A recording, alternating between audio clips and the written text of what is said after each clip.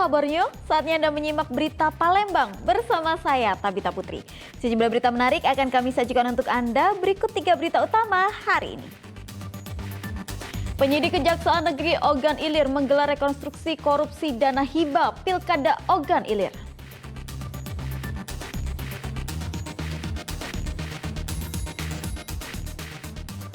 Sejumlah warga mendesak anggota DPRD Ogan Ilir menyelesaikan masalah dugaan mafia tanah di Desa Burai.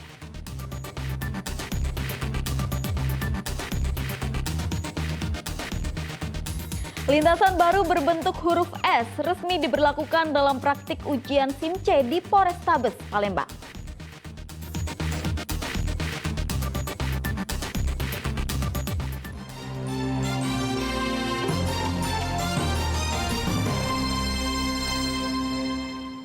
Kita awali berita pagi ini dari Ogan Ilir. Penyidik Kejaksaan Negeri Ogan Ilir menggelar rekonstruksi korupsi dana hibah Pilkada Ogan Ilir. Dalam reka ulang ini hadir 3 tersangka yang merupakan komisioner Badan Pengawas Pemilu Ogan Ilir. Rekonstruksi kasus korupsi dana hibah Badan Pengawas Pemilu atau Bawaslu Ogan Ilir digelar penyidik pidana khusus Kejaksaan Negeri Ogan Ilir di Aula Gedung Kejaksaan Negeri Ogan Ilir. Dalam reka ulang ini, jaksa menghadirkan 3 tersangka yang merupakan komisioner Bawaslu Ogan Ilir, yaitu Darmawan Iskandar, Karlina, dan Idris. Selain itu, jaksa juga menghadirkan 3 terpidana yaitu Aceng Sudrajat, Herman Fukri, dan Romi.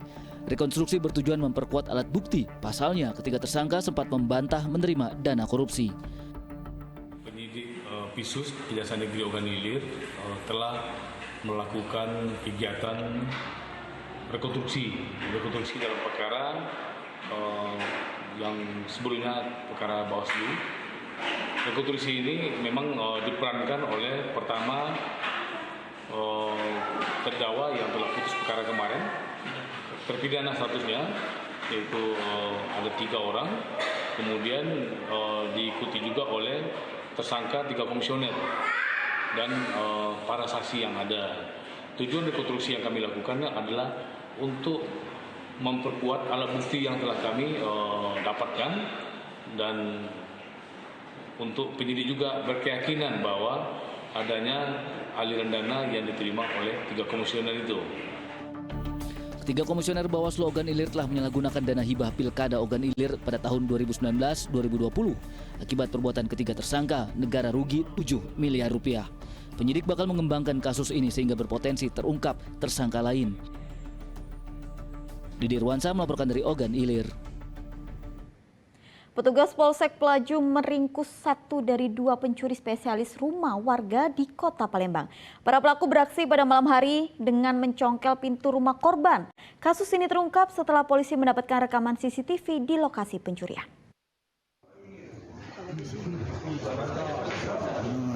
Rino Dwi Prakoso ditangkap polisi karena melakukan pencurian spesialis rumah warga di Kota Palembang. Dalam aksinya, tersangka dibantu rekannya bernama Andi yang kini masih buron. Polisi meringkus Rino di tempat persembunyiannya daerah Lemabang, Kota Palembang. Penangkapan tersangka merupakan tindak lanjut laporan warga Pelaju yang rumahnya dibobol maling. Modus tersangka mencongkel dan merusak pintu rumah korban. Akibat kejadian tersebut, televisi LCD dan sebuah tabung gas 3 kg raib digondol maling. Berbekal rekaman CCTV, petugas Polsek Pelaju akhirnya menangkap salah satu pelaku. Telah terjadi pencurian. Modus pelaku pencurian tersebut memasuk rumah secara paksa dengan merusak pintu rumahnya. Pelaku berhasil mengambil barang milik korban berupa 1 buah televisi dan 1 buah tabung gas LPG. Berdasarkan laporan dari masyarakat, kami memperoleh informasi dari warga masyarakat di sekitar TKP bahwa keberadaan pelaku ada di daerah Lemabang. Selanjutnya, opsional kita melakukan penangkapan dan tersangka mengakui perbuatannya. Ada rekaman CCTV nggak di rumah korban? Untuk rekaman CCTV-nya, setelah kami olah TKP, memang ada ditemukan rekaman CCTV dan identik bahwa dalam rekaman tersebut tersangka bersama salah satu temannya yang bernama Andi. Untuk statusnya sekarang sudah kami terbitkan DPO. Dari tangan tersangka, polisi menyita barang bukti 1 televisi LCD dan sebuah tabung gas. Polisi kini memburu rekan tersangka bernama Andi yang telah kabur dari rumah. Dedy Irwansyah melaporkan dari Kota Palembang. Pelaku duel maut yang menewaskan seorang remaja di Kota Palembang akhirnya menyerahkan diri ke polisi.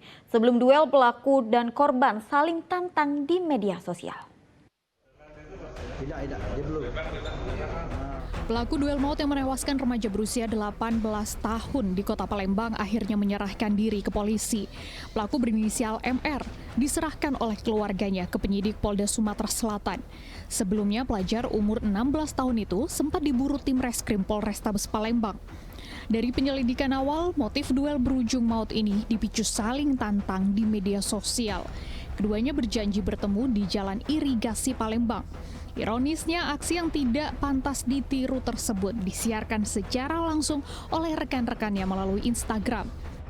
Berhasil mengidentifikasi daripada saudara tersangka R tersebut, dan ternyata pada malam harinya karena mungkin ketakutan yang sangat amat dari pihak keluarga menyerahkan kepada pihak kepolisian Polda Sumatera Selatan, dan pada akhirnya dilakukan penyerahan kepada kami selaku penyidik di Polrestabes Palembang. Korban tewas kena tusukan senjata tajam pada bagian dada saat duel dengan pelaku.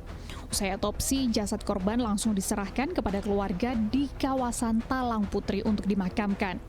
Bersama pelaku, polisi telah menyita sejumlah barang bukti seperti pakaian, ponsel korban, dan rekaman video duel.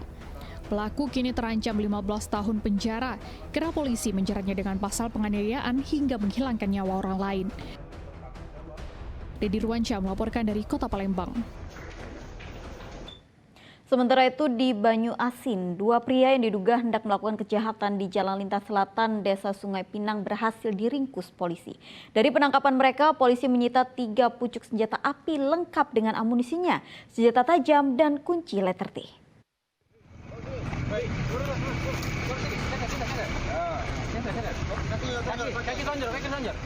Kedua pria ini tidak berkutik saat diringkus polisi di Jalan Lintas Selatan Desa Sungai Pinang, Kabupaten Banyu Asin. Polisi yang melakukan penggeledahan menemukan 3 senjata api rakitan dilengkapi amunisinya, sebilah pisau, dan sebuah kunci letter T. Diduga mereka hendak melakukan kejahatan jalanan. Penangkapan kedua tersangka bermula dari laporan warga yang curiga melihat 3 pria tidak dikenal mengendap di balik semak belukar. Polisi yang merespon laporan warga bergerak cepat dan melakukan penangkapan. Satu pelaku kabur menggunakan motor saat penyergapan. Kami mendapat informasi dari warga bahwa di seputaran TKP adanya orang dicurigai berjumlah 3 orang. Mendapat informasi tersebut dibantu oleh warga melakukan penyisiran dan kami berhasil mengamankan 2 orang tersangka berikut 3 pucuk senjata api dan kunci T beserta peluru. Masing-masing magasin ada yang 3, ada yang 2. Sementara tersangka sebetulnya ada diduga tersangka ada lebih kurang 3 orang, namun 1 orang berhasil melarikan diri dan saat ini masih kita lakukan pengejaran. Polisi menduga para pelaku merupakan komplotan penjahat yang kerap beraksi di Jalan Lintas Selatan Desa Sungai Pinang. Keduanya telah dibawa ke Polsek Rambutan untuk pemeriksaan lebih lanjut, sedangkan 1 tersangka yang buron masih diburu polisi. Dedy Irwansyah melaporkan dari Banyu Asin. Baru keluar dari penjara, seorang penjamret ponsel di Palembang kembali berurusan dengan polisi karena kasus serupa. Pelaku ditangkap polisi setelah menjamret ponsel milik gadis remaja. Pernah dihukum 7 bulan penjara karena kasus penjamretan, tidak membuat Prayogi jera. Pria berusia 20 tahun itu kembali berurusan dengan polisi setelah menjamret ponsel milik gadis remaja. Polisi kembali membekuk tersangka saat nongkrong bersama teman-temannya di Pasar Modern Pelaju, Kota Palembang. Tersangka beraksi saat melihat korban bermain ponsel di depan rumahnya di Jalan Panjaitan. Polisi yang melakukan penyelidikan akhirnya mengetahui keberadaan tersangka. Meski sempat membantah menjamret korban, warga Banyu Asin itu tidak dapat mengelak setelah polisi menemukan barang bukti ponsel korban di saku celananya. Tersangka melarikan diri. Berdasarkan kejadian tersebut, korban melapor ke Polsek Pelaju dan kita melakukan olah TKP dan memeriksa saksi-saksi di TKP, diketahui keberadaan tersangka. Tersangka kami amankan di seputaran Pasar Modern Pelaju. Saat digeledah ditemukan satu buah handphone milik korban yang berada di saku sebelah kanan. Bersama tersangka, polisi menyita barang bukti 1 ponsel korban. Akibat perbuatannya, tersangka kini kembali merasakan dinginnya penjara dengan ancaman 9 tahun kurungan. Dedi Ruansyah melaporkan dari Kota Palembang.